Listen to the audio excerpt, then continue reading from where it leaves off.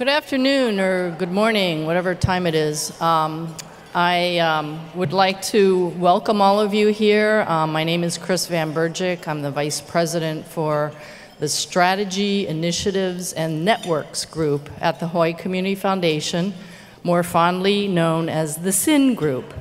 And I just want to add my welcome to all of you and thank you for coming today.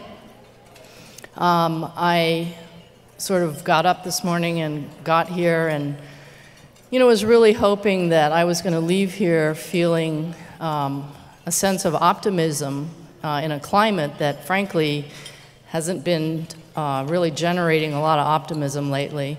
And, really was, I loved listening to some of the comments by Nick and Gavin around the real effect that voices from communities is having at the national level and how it's actually, sort of turned away some really bad proposals. I think we just, I'm excited and inspired by what Appleseed is going to be doing with the new policy center. And, it came out of this last session with some really great, on the ground sort of ideas and experiences that Kevin and Deb and Mark Fox shared with us. Some veteran advocates who I think we can all learn a lot from. So I am starting to really feel like there's a lot to really think about. We are going to start our panel discussion in about 40 minutes. So I want to encourage you. We have a lot of folks on the neighbor islands who can't be here. We have some folks from the neighbor islands who did make it, but we really want to encourage you to keep tweeting, use social media, use Facebook, and share some of what you have been hearing. Share ideas, share questions, just so we can keep this dialogue going.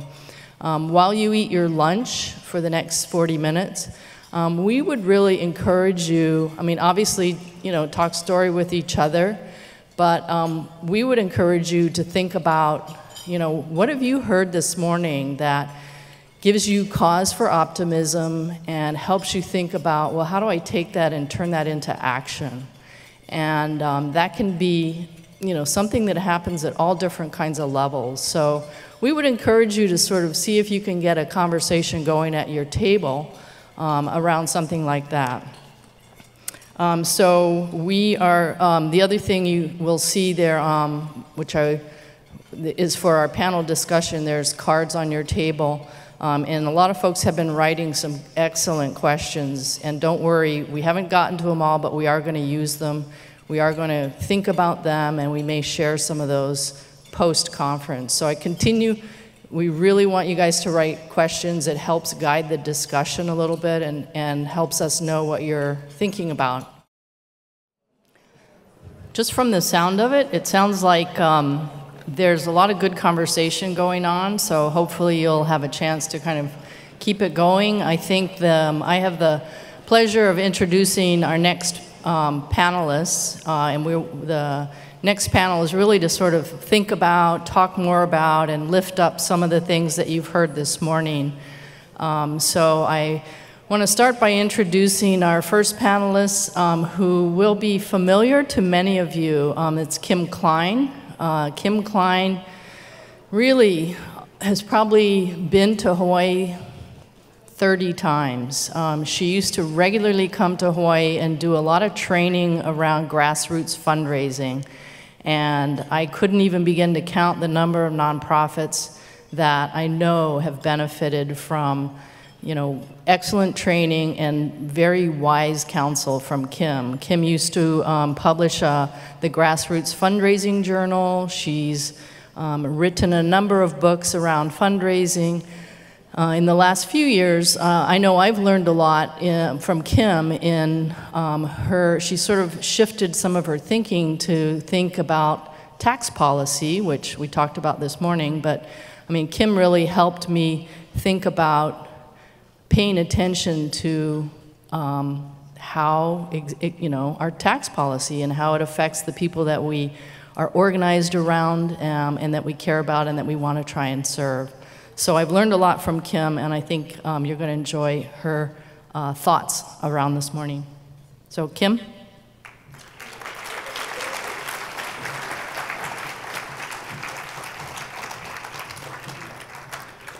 Our second panelist really does not need much introduction. Kelvin Taketa, although he is recently sort of retired. I'm not sure I think we need to invent a new word for Kelvin. And it's not quite retired at all. Kelvin, I think, over his career has really shaped two really significant organizations that I guess I would say started out as sort of sleepy organizations, and I think he's transformed them into some of the titan organizations in our state. And I personally have really benefited from working with Kelvin. And as you know, he is very observant, and he's not afraid to share his opinion. So we'll hear from Kelvin also, along with Kim.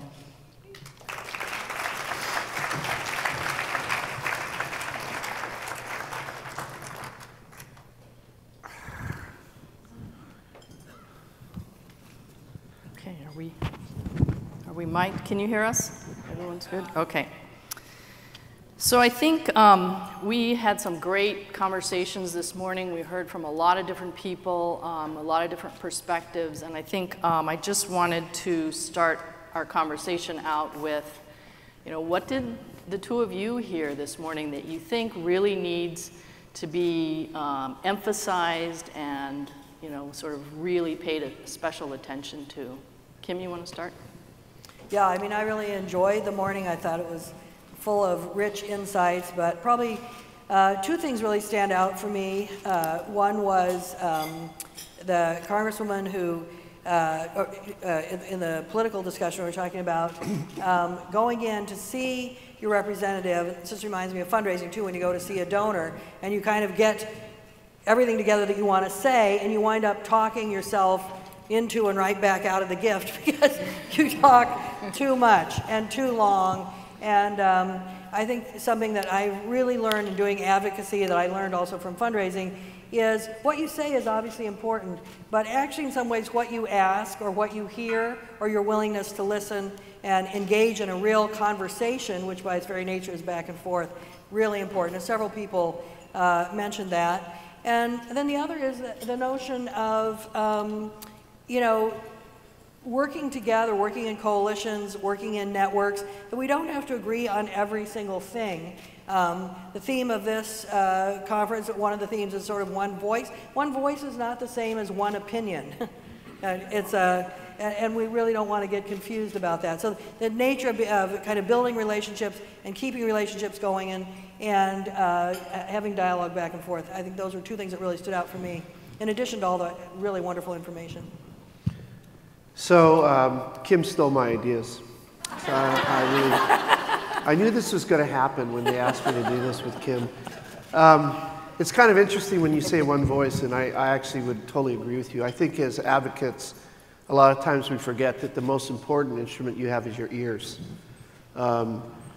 If you're good and passionate and you're well armed with facts and you can paint a picture of why you care about what you care about, the point isn't for you to be able to tell somebody, it's for them to hear and listen and to absorb and to actually emotionally connect to what you're trying to do.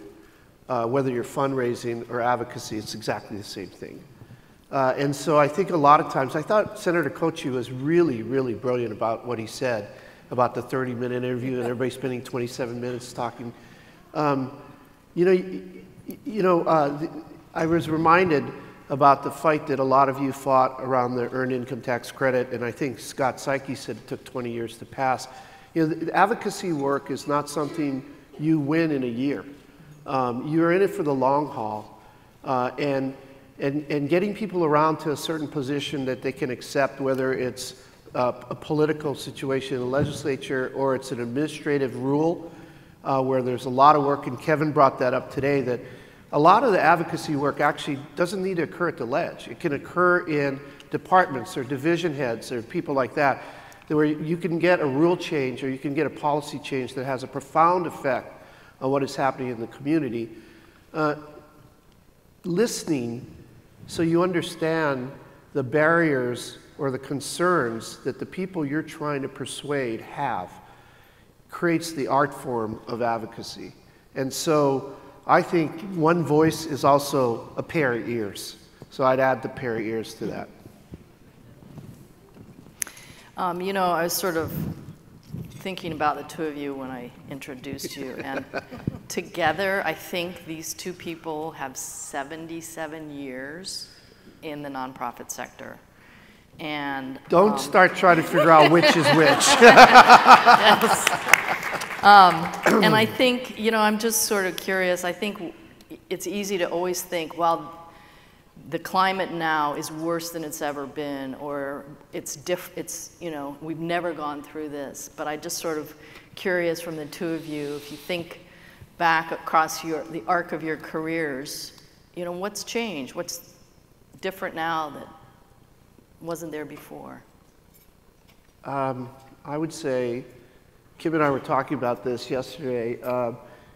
When I started working for the Nature Conservancy in 1980, the top marginal tax bracket at federal income was 70%. It's now 35%. So there's something rather profound that's occurred. You know, but yet, throughout that whole career, I can't, in any room like this, the conversation always was around scarcity of resources, right? I don't care whether it was good economy or bad economy, there just wasn't enough of it. And certainly we're living in a world right now where that appears to be even a greater specter of change than it's ever been before. But this is nothing new to us, right? I mean, we've all been in this for a long time. You don't have enough money to do everything you want to do to accomplish your mission. So what's changed? One is, I think, the devolution of services out of government to the nonprofit sector have made us increasingly service providers around organizational services as opposed to serving a mission or a movement. And I think that one of the things that we all have to rally around, and we only tend to rally around it when there's a big scary thing out there, which you guys can all figure out who I'm talking about. But we really have to start to think about how we start to use this moment, as Micah called it, a pivot, and start thinking less about our organization and thinking more about maybe mission, or even what Kim calls movement. And that's going to require a different mindset. It's going to require a different allocation of resources and time. But I really think that as I look out over the last 40 years, I've seen that slip away. And I think this is the moment in time where we're going to recapture some of that. Yeah, I really agree. I mean, I think also we have to understand that the devolution of government, which we're seeing so clearly right now, really started with Reagan, with President Reagan. And that's when the top tax bracket started to get lowered from, you know, we have to remember that under our Republican President Eisenhower, the top tax bracket was 90%. Then Kennedy lowered it, our Democratic president, to 70. Then Reagan lowered it to 50. President Reagan, who we at the time thought was a conservative, but now we would look back and say he was a socialist because he believed that capital gains should be taxed at the same rate as income, which would be an amazing change. He believed that the top tax bracket should be 50%. That would be it. Now we have, even under Obama, the top tax bracket started to drop. So there's been a lot. This has been going on for some time, and it's finally kind of caught up with us.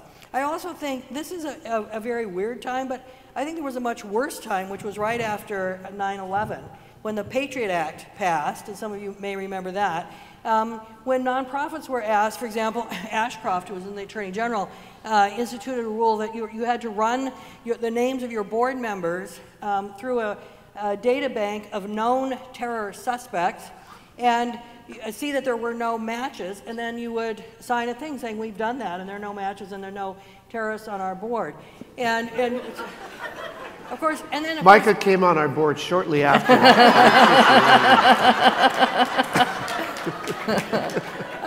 Right.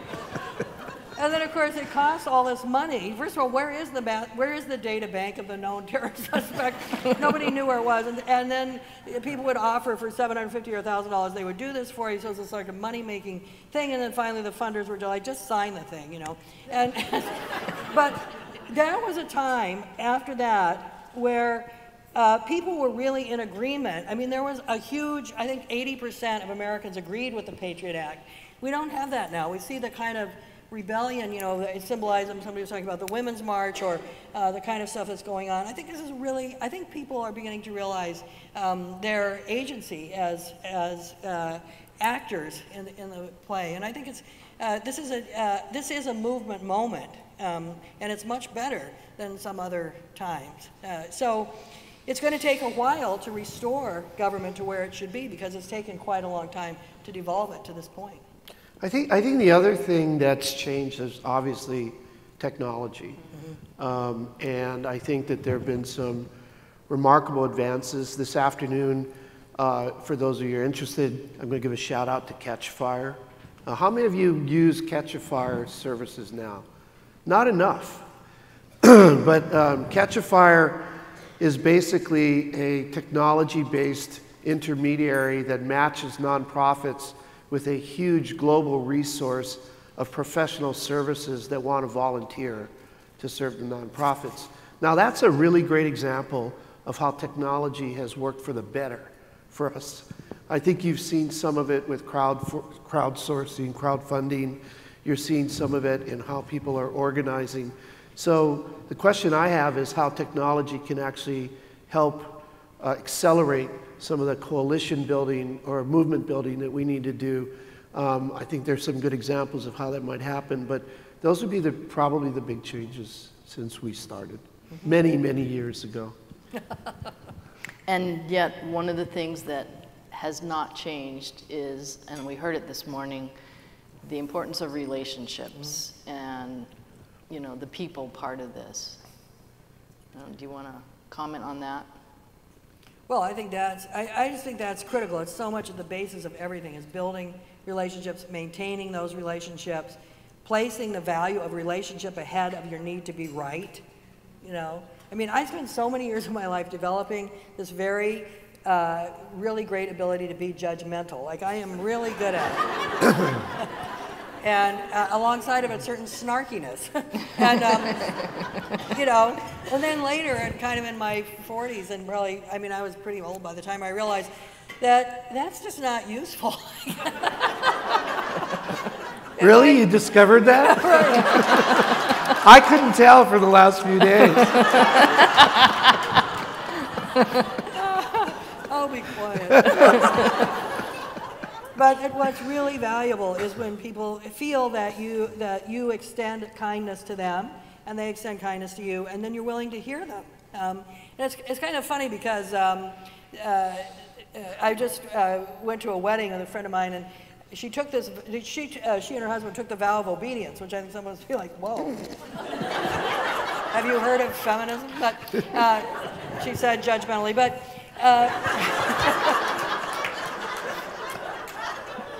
But a funny thing about obedience, and I've decided to sort of take that vow myself, is it comes from a Latin word that means to listen deeply. It means I vow to hear you. I vow to listen to you. Not to agree with you necessarily, but I vow to hear you. And so I think if all of us kind of begin to take that vow, I vow to hear you and listen to you, I think then we really can make the kind of progress that we know we're capable of. I mean, the nonprofit sector has made enormous changes just in the decades I've been in it, let alone before. And we have a ways to go, but I think we can go there. You know, that's one of the things that I think is our asset. Micah talked about leaning in today, and I think that as I think about the desire to build coalitions and to try to organize around movement or mission, it takes a certain level of relationship skills to do that. And I think that we live in a community that has places such a high premium on relationships, sometimes frustratingly so. But I think this is a moment in time where that's actually going to be a huge skill and asset for us. And I think that, you know, if there's any call that I would make to all of you, it's to take the time to build those relationships. Not everybody can, you know, have someone like a Mark Fox on their staff who can do the lobbying work so elegantly all the time. But we can be parts of coalitions. We can make our voices heard. We can share our experiences to make the proposed solutions better. For example, someone was saying to me earlier that, they're only a 2-person staff. How much time can they devote to it? Well, everybody here eats lunch, right? And so, in fact, I know that because you just finished lunch, right? So what if one day a week, as a nonprofit executive, you call someone who's a fellow nonprofit executive who works in your area and who you don't know, and you have lunch. And after a year, you're going to have 50 new experiences and relationships to draw on, right? We can do that. Maybe not all of us can have a lobbyist, maybe not all of us can hire lobbyists, but there's a way to be part of a network or a movement or a coalition that I think, and I think what I would say to you is, I think it is essential that we do that. It's not a matter of, I don't have enough hours in the day. None of us are going to achieve the real desire to have a different social compact for our community if our voices don't join in. What I think, I can't remember, I don't know if it's Kevin or someone talked about citizenship. Yeah, it was you. This is not about nonprofit leadership. It's really about citizenship. And at this point in time, here's a great thing for you.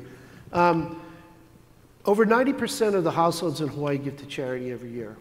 And yet only, what was the number? 46% voted in the last election? Okay, so that's telling you something right there, right? That people count on us and value the work that we do so highly that I think the reciprocity now for us as citizens is to join our voices together and be heard, right?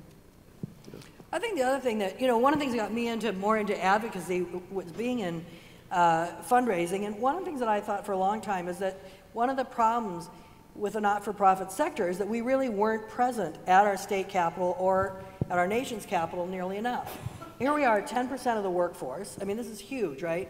If we were a single industry in the whole United States, if we were a single industry, we would be the nation's second largest industry. We are an enormous, enormous mobilizer of all kinds of resources. And yet, I don't think here or in any state does the legislature look out and go, oh my God, the nonprofit lobby is here. What are we going to do, right? But they do say, oh, here's the insurance lobby, here's the oil lobby, here's the pharmaceutical lobby. Well, why not? Why aren't we there? So I was telling this friend of mine my theory, and she goes, oh, no. She goes, and since I've heard from many people who work in different state legislatures, state capitals, she goes, nonprofits are here all the time. Monday is frail seniors, Tuesday is early childhood, Wednesday is arts, and she said, you guys throw each other under the bus. It's like, okay, yeah, frail seniors, that is sad, but the young kids are really going to live longer.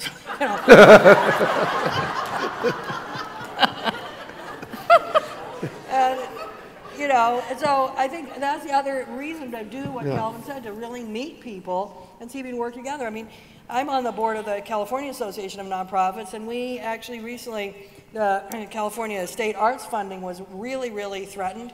And so Jan Masaoka, a lot of you have seen, she's been here a number of times. She's the CEO of that organization. We formed this huge organizing effort in which all these nonprofits, environmental, health, all kinds of groups, wrote to our legislators and did this whole kind of campaign to say we have to preserve this arts funding. Arts are important. And it got preserved. And it was sort of like we began to have each other's backs. And I think something like that is very important. And it happens when you can trust each other across all kinds of lines and sectors and sizes of groups and so on. Yeah, Mark Fox mentioned that in the earlier session about the unlikely coalition or members of a coalition and how, in a way, it brings a certain kind of gravitas to that, right? And I think it's not just a question of joining voices, but it's also a question of elevating the conversation, right? Because if we all walk in, and it was really interesting to me, and this is not an indictment of our legislators, because I actually think Senator Kochi and Speaker Psyche are very supportive of the sector. But they both talk to you about grant and aid, right? That's $30 million of a $14 billion budget, right? we're allowing ourselves to be marginalized by the way we have those conversations. So I think we have to elevate this thing. It's not just about early childhood or frail seniors. It's about what do we want this community to look like, and to place ourselves in the middle of that conversation. That's the more important conversation. That's the conversation that then leads to the prioritization where we can really have a major effect, I think. That's a good opening for a question here. So remind everyone you have cards on your table. If you have questions, PE and Tom are sitting. Yeah, and you better ask questions because I'm looking at the thing. We got 30 more minutes, and Kim and I we've used up all our good points. We don't have any left. So. Well, Kim, I'm going to ask you this one. How can nonprofits get involved in the conversation and the debate around taxes? Well, I think it's, I was sort of amazed when I started this project with a bunch of other people called Nonprofits Talking Taxes, and the reason we started it is because we noticed something, again, the sort of 10% of people who work for nonprofits, but in study after study, we've seen that people who work for nonprofits below the executive director, going down from there, tend to not vote in any greater numbers than the population at large, and in fact, some studies have indicated we may not vote even at that level. So executive directors tend to vote and board chairs tend to vote, but a lot of people don't.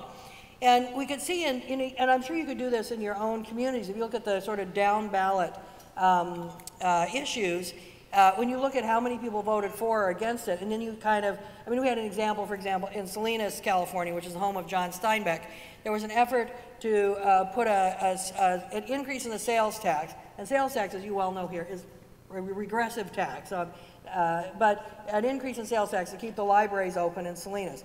And people voted against it. So all the libraries, in the home of John Steinbeck, you could not check out a book by John Steinbeck. The libraries were closed. They were totally shuttered. And then people were like, oh, well, I didn't realize that's what it meant. But so there was this big scramble around, and eventually they reopened. But when we looked at the numbers of people who worked for nonprofits and the numbers of people who voted, either every single person who worked for a nonprofit voted against that tax, or they didn't vote. And I think that was a far more likely thing.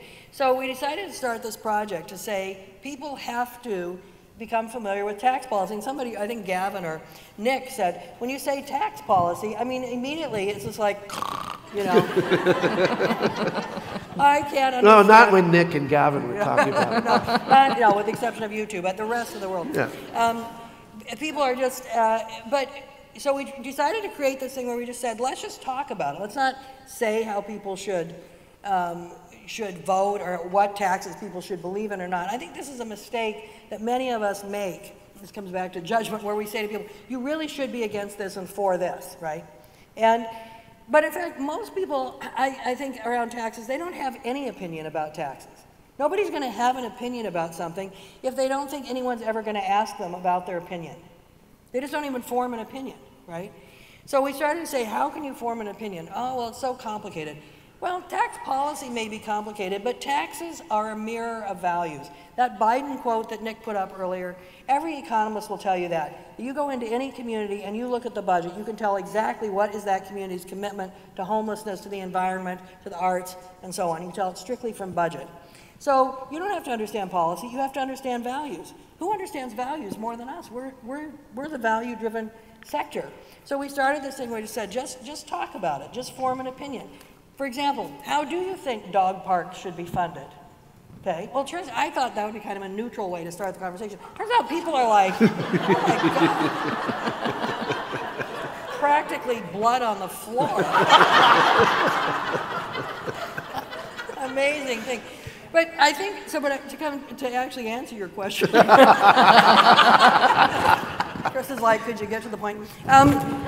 To me, you kind of develop a discipline of just in the course of your daily work as you're wandering around and talking to people, of instead of questions like, how are you, or well, what's going on with the weather, you actually kind of ask a question that has a tax implication. So for example, here in Honolulu, Kelvin and I have been talking a lot about this fire that just happened, and the thing about the sprinkler system. Who should pay for the sprinkler system? I think that's a really fascinating thing. Who should pay for it? On the one hand, it seems obvious the landlord should pay for it. They benefit most from it. On the other hand, what if they can't afford it, or if the way they afford it is to raise rent? You already have rents out of control. On the third hand, when you walk into any place, you have a reasonable expectation that you are protected from fire. So it's a public health issue, so maybe the taxpayer should pay it. And you can see how it would be very fascinating. And there isn't necessarily a right answer, but it would be very fun. And so I suggest that's how you get into it. You just start having the conversation over lunch, at a staff meeting. You can do it in more structured ways with actual exercises, or you can just ask people to kind of think about it. What's your earliest memory of taxes? I mean, you know. Kim, you need a sabbatical. Yeah,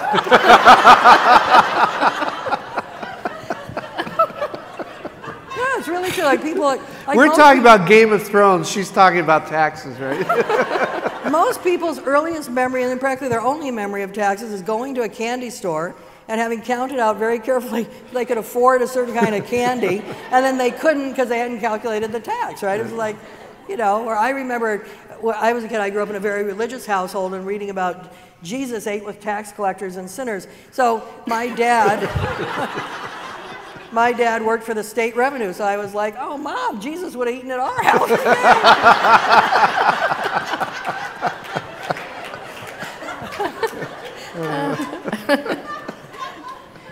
But the great thing about that question, or any question like that, is there's no right answer. It's like your earliest memory of taxes, that's your memory. No one can say, that's not true.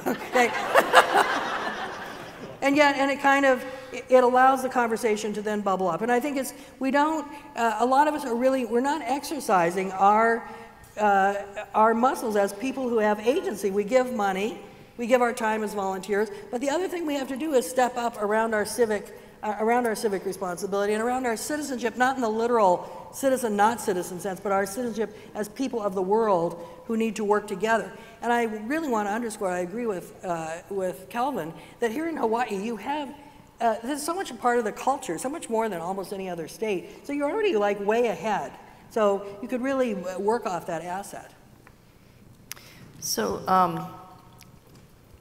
you know, this is sort of jumping off of that. You know, a lot of organizations, I've had a lot of conversations here from organizations that feel unprepared and maybe that they don't have the skills or the capacity to engage in advocacy. But I think, you know, we're sort of hearing that it's not, you know, complicated, and it requires just sort of making commitment and getting started. What kind of, you know, if you think about organizational capacity, what kind of advice do you have to organizations around getting started? I really find advocacy to be almost identical to fundraising. Mm-hmm. I mean, I really think that when you're talking to somebody and you're trying to persuade them about the importance of your mission, whether you're asking them to make a donation to you or you're asking them to help affect certain policies that will affect your mission, they're virtually the same.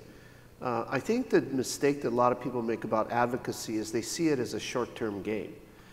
So they'll decide they'll mount an effort to go to the legislature to try to pass a bill in 2018. And if they don't get it done, they turn around and they leave. Or they don't have a bill that they want to pass in 2018, so therefore they're absent.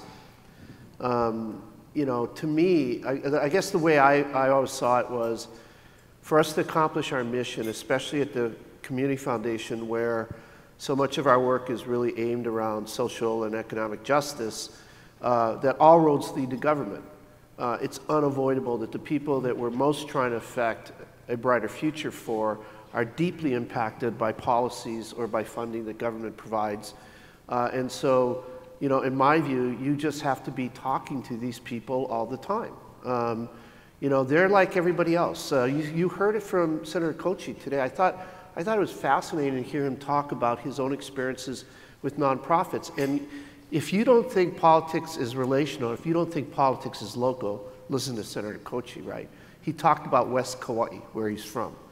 And I think that the more that you engage and have those conversations, that you don't really have to go up there for you know, to like try to pass a bill. You can still be talking to your elected officials, start with your own elected officials, about what you do and what you're seeing happening in the community. I think it's extraordinarily valuable for them. And I would say that that's how you get started. And then someday, they're going to ask you if you need anything, and then you'll be ready to tell them what you need or what you expect to have happen. I would say that that's one way. The other is I go back to this thing again. I'm going to say it again, and I think it's a hard thing to do because we're at a point in time where I think we have to pivot away from an organizational construct that organizations are going to be the fundamental vehicle for social change, as opposed to groups or networks of organizations or coalitions or movements. I think board members are going to have to come around to the notion that if they're really focused on the fiduciary responsibility they have for mission, that is different than the fiduciary responsibility they have for organizational health. They're different, right? So all of a sudden, I think it puts a premium on everyone in this room doing exactly what you're doing today. Talking to people that you don't know, that you have a shared common experience with, or you have a shared passion with, and trying to build those relationships, because there's going to be a time when we will need the level of social capital and trust of the people in this room, and 5 times or 10 times more than the people in this room, to affect the kind of change we're going to want to see, right? I think also just advocacy, I really want to underline several people said, is not just about legislature, and it's not always just about laws and policies. I mean, you can do advocacy just with your neighbors. One of the things that I think is really, you know, a lot of social scientists will say, what is the sign of a healthy community? A healthy community is one in which most people, most of the time, can say 3 things about their lives. Most people, most of the time, can say, I am physically safe, I am financially secure, and I feel I have agency over my life. That's a sign when most people can do that. And the goal is to create policies and to create a safety net that allows people to say that. Of course, we're not always happy all the time. We have our friends die or things happen and so on. But most people, most of the time, can say those 3 things. So what begins to happen in the United States, and I think when you get back to the question about change, is the things we've come to take for granted as just, well, this is just what it means, this is just what life is, we shouldn't take for granted. Other countries don't have it. We shouldn't take for granted the sheer volume of homeless people that we have. There are countries in the world that really have almost no homeless people, and they're not better places than ours necessarily, or smarter. We shouldn't take for granted that men will always hit women. Why? Someday there should be no domestic violence. Someday domestic violence should be an artifact of history, and we go to a museum and we read about it, the same way we read about gladiators now, right? So we have to...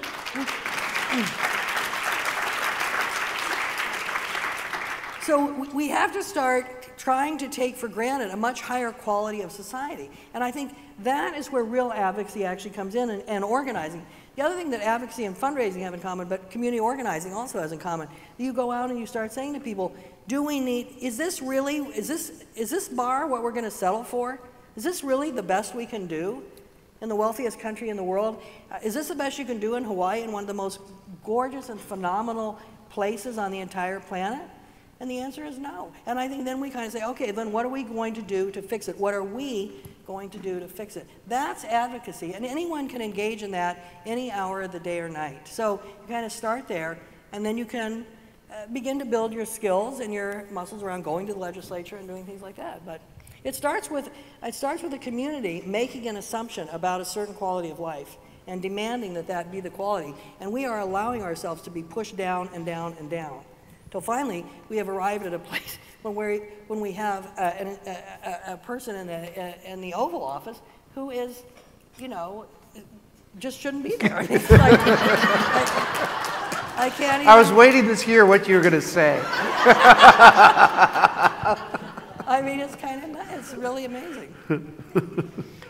Do you do either of you have advice to board members that are sitting in the room right now? That I think the prevailing concern is, you know, that and someone said it this morning, that there's a lot of regulations, there's a lot of boundaries around advocacy, lobbying, and it's, you know, sort of created an environment where people aren't that comfortable doing it. So, you know, how do you advise, or what do you suggest to board members to sort of to shift their thinking? Well, I go back to Kelvin's thing about fiduciary responsibility. Fiduciary means fiduciary comes from a Latin word fiducia, which means stewardship. You are a steward of the mission of the organization. And so you kind of think, well, what's the best way to accomplish the mission? If it involves a lot of advocacy and legislative advocacy, then that's what you have to do and take your chances.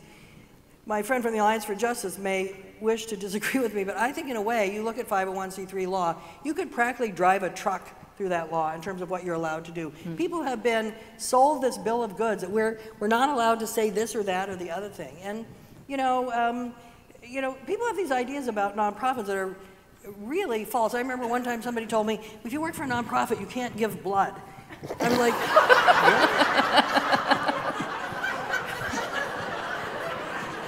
and they were like, yeah, because people, I said, well, why is that? Well, because people in nonprofits don't eat very well. And I said, well, why is that? Oh, because we don't get paid very well. We can't afford food.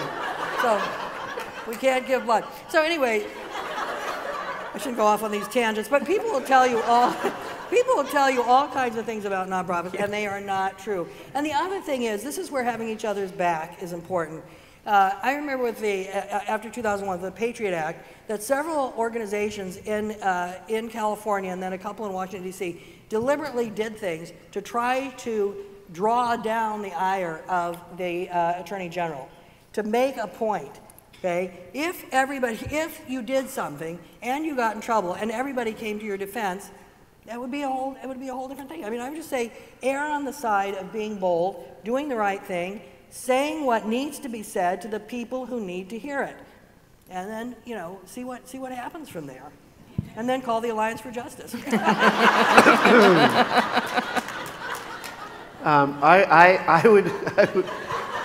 I gave blood.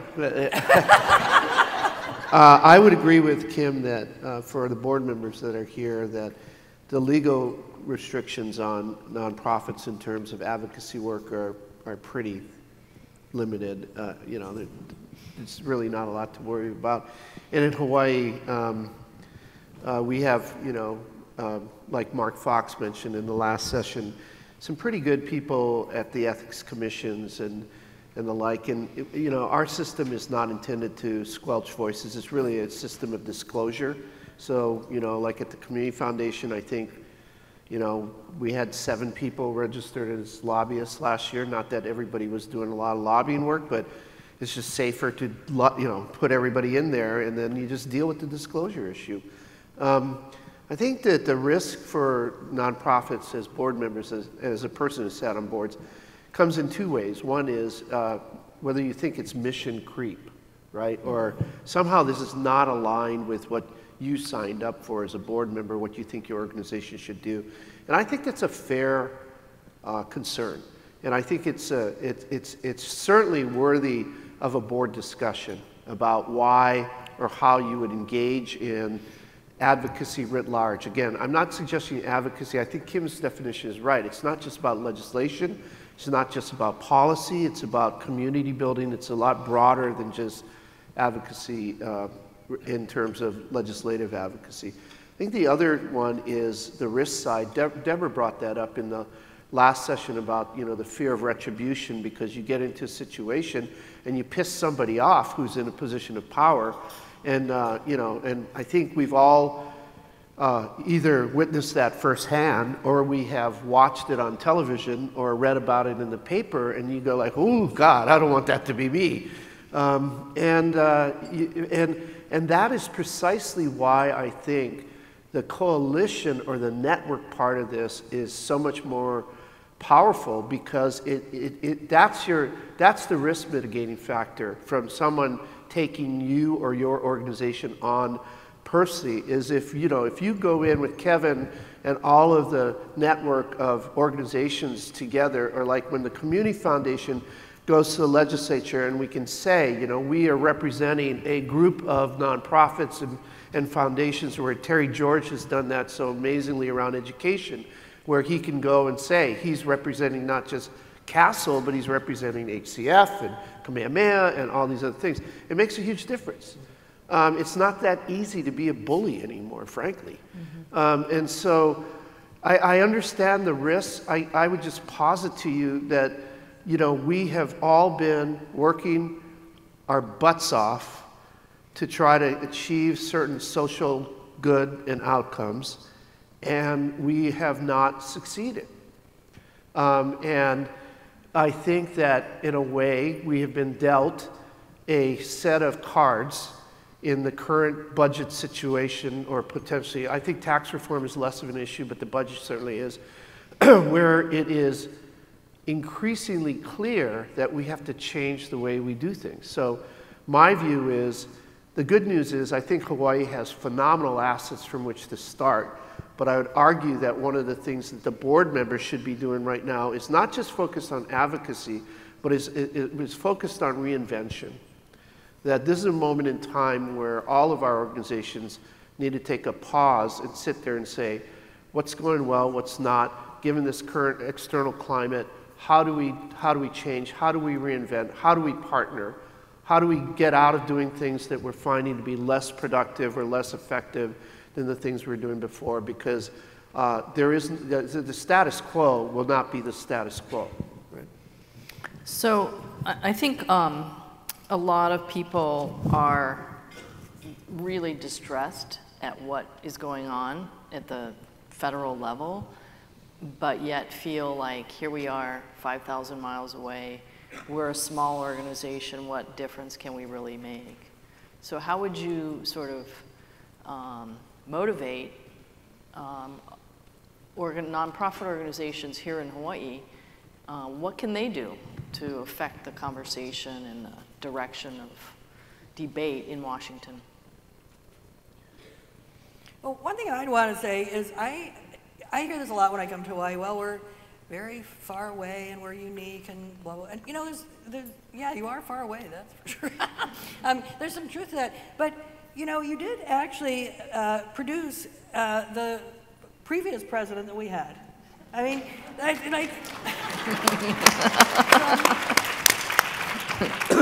some amazing things amazing ideas have come out of Hawaii. I think a lot of the, you know, when I go to other groups and kind of talking about how can we be kinder to each other, people will often invoke the aloha spirit. They'll use that word. That is from here. So there's already been great gifts. So I wouldn't say just because the state is far away and it's a small population that you haven't had a very, very big impact on the rest of the United States and on the world. And in a way, you've been kind of a link between the mainland of the United States and the rest of the world going east. So, and the other thing is, you can only do what you can do. I mean, and coming back to what Kelvin said about everything is kind of local. If you can build a local community that is one that you can really be proud of, even if it's a town or an island, let alone a whole state, that will become a model that then people will use other places. So it's a matter of kind of saying we're going to do what we can do, not kind of being so focused on what we can't do.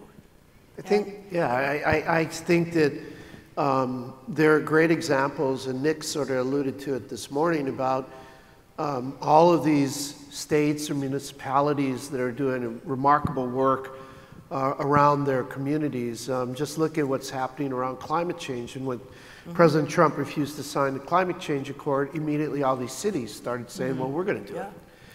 So I think that, you know, one of the good news is this resurgence of civic leadership where people aren't waiting for the big kahuna in Washington to tell you what's going on or what to do.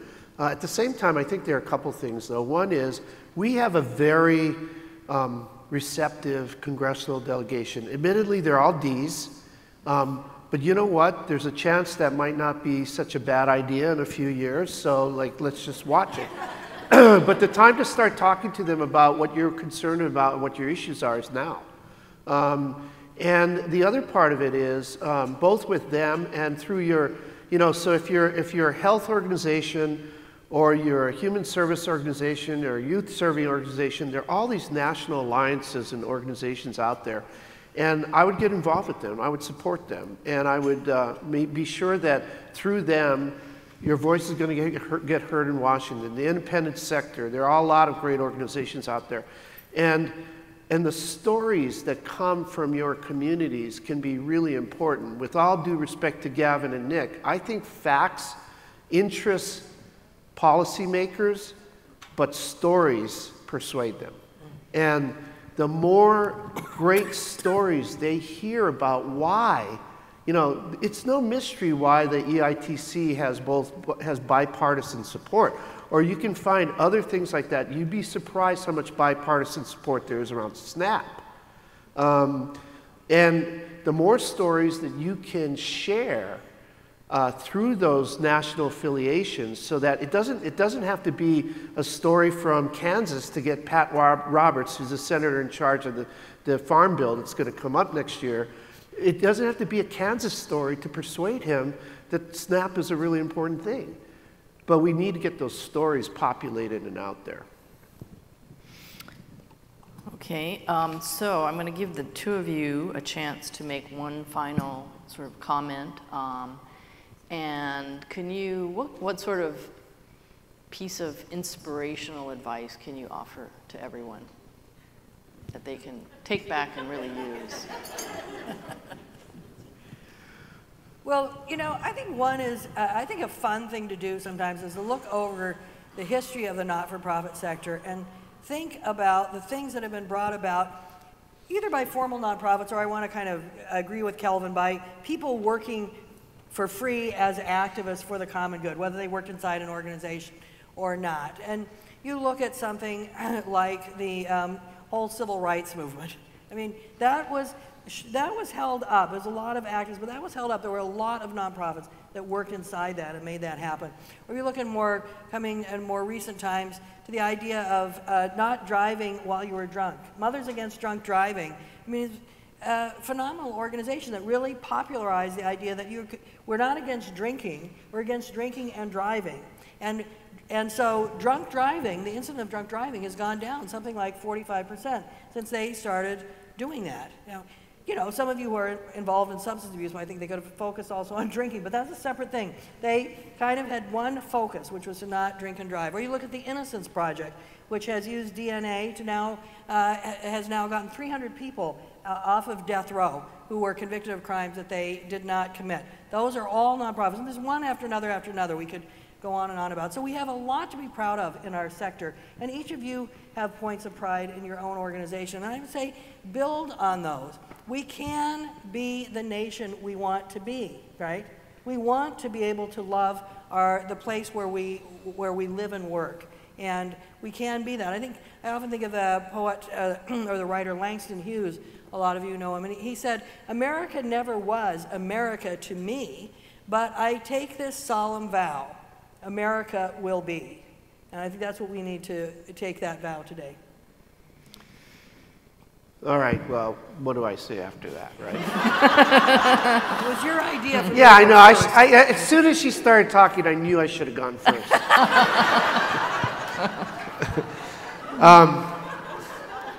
So, you know, it's pretty easy. I have a 21-year-old daughter, and it's pretty easy when I'm talking to her. I just spent a week with her in California. And it's pretty easy when we watch what happened in Charlottesville to get really scared and to get really frustrated.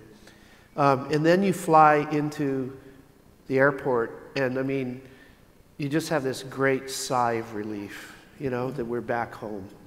So I think we have such huge assets to work from at this point. I can think of no other state in the country where I mean, if we were to ask everybody right now to write down the 5 things, like Kim talked around 3, the 5 things that you think are most important in our social compact about what our community is and what it represents for the future of our people, I would guess there's going to be 99% agreement around those things.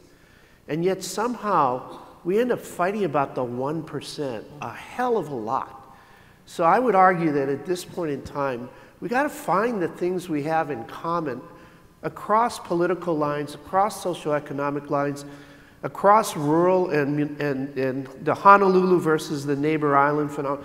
I don't think it's really that different in terms of our values. So my sense of it is we have a profound opportunity to chart our own future. I think watching what's happening in Washington is, at times it can be, you know, like a game show that you just can't stop watching because it's just so bizarre. But I think we got to, you know, it's almost like time to turn the television off, right? I mean, it's time to kind of look at each other, right? And to realize that I really do think the future is in our own hands. And I think that this conference, you know, thanks to Micah and the team for putting this on, is a really great way to kind of lock and load, baby. So thank you all for being here, and I really appreciate you all coming. Can we have a hand for Kelvin and Kim? I have two quick wrap comments to make. One, Kim Klein is the only person in the state of Hawaii that can out-talk Kelvin Taketa. That's point one. And the other point was we should have named this panel HCF's version of Saturday Night Live. And then I think we would have been. No. I want to thank, how about another hand for Kim Klein, Kelvin Taketa, and Chris Van Bergik. I wanted to clarify a point that Kelvin alluded to, and it's a conversation that Kelvin and I have been talking a lot about, an issue around civic engagement. He quoted a number which was relevant to the 2016 primary election. 50% of the eligible people that could register were registered to vote in the 2016 primary election.